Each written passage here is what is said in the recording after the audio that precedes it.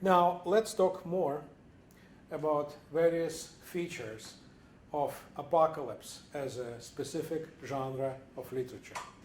Number one, pseudonymity. Most of the apocalyptic books are pseudonymous, which means that we do not know who actually wrote them. Now, what about our book, the Book of Revelation? You've heard that the Book of Revelation was written by the Apostle John. That's why it is called the Book of Revelation, or the Revelation of John.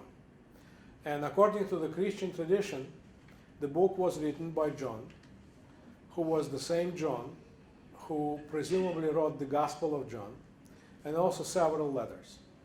According to the Christian tradition, John was one of Jesus' original disciples. He was the so-called beloved John. It was this John that, according to the Christian tradition, lived a very long life, was exiled to the island of Patmos in today's Greece, and it was on this island of Patmos, in the cave, he wrote his book of Revelation. And according to the Christian tradition, he was very old when he died. He died well in his 90s. He was the contemporary of Jesus. So that is the Christian perspective, the Christian understanding of the authorship of the book. By the way, if you travel to Patmos, you may see this cave, which is preserved, where John the Apostle presumably wrote his book of Revelation. Fortunately, I have never been there, but one day I've seen the pictures, the images there. Now, what do biblical scholars say about John's authorship? When biblical scholars took the book of Revelation and compared this to the Gospel of John, they realized that the use of language in both books are very different. So they concluded that the book of Revelation was probably not written by the same guy, by John the Apostle. It may have been a different John. Maybe John the Baptist. It may be some other John. Or it may have been a person who wanted to hide his own identity and wrote this book as if the author of this book was John the Apostle. We do not know for sure. So that's why in biblical scholarship this book is considered to be pseudonymous. And that's what often happens with apocalyptic books. The books sometimes are explicitly pseudonymous without author's name, or implicitly pseudonymous, because sometimes the authors write a different name and are hiding their identity. Now, the second feature of apocalypse as a genre of literature is called ex-eventu prophecy. What does this mean? Now, biblical scholars believe that in order for the prophecies to look solid, you have to include in your book some prophecies that have already been fulfilled. And you may even claim that those prophecies came before they were fulfilled. That's what they call, biblical scholars call, ex-eventu prophecies. So the prophecies after the event.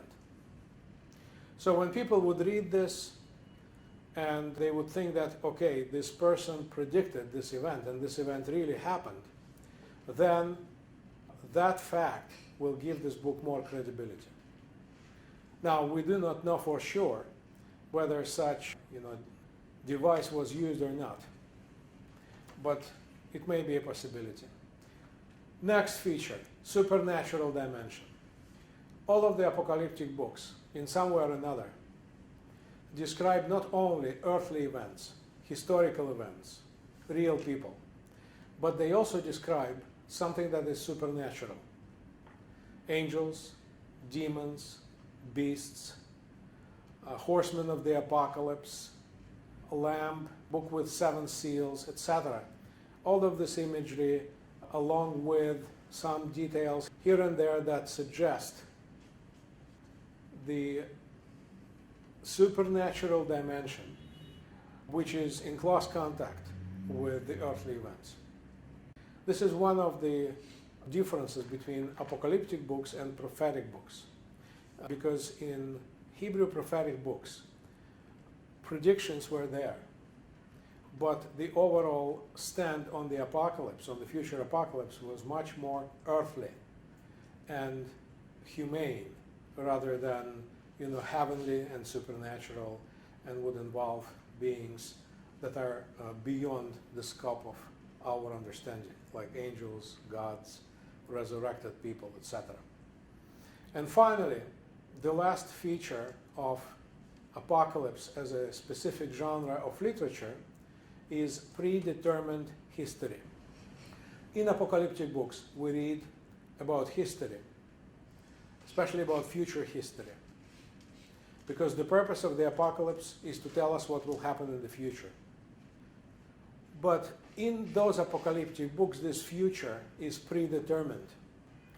The future will evolve according to God's plan and according to God's providence. This future is predetermined in general. No one can escape the last judgment. No one can escape the final destiny of all people, either heaven or hell. No one can escape the catastrophes that will happen, natural disasters, etc.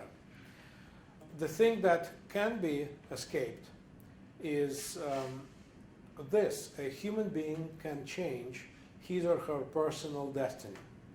Your personal destiny is the subject of your personal choice. Depending upon your choice in your life, you will be judged. And this judgment will result either in salvation or damnation. Now, overall, the apocalypse will happen.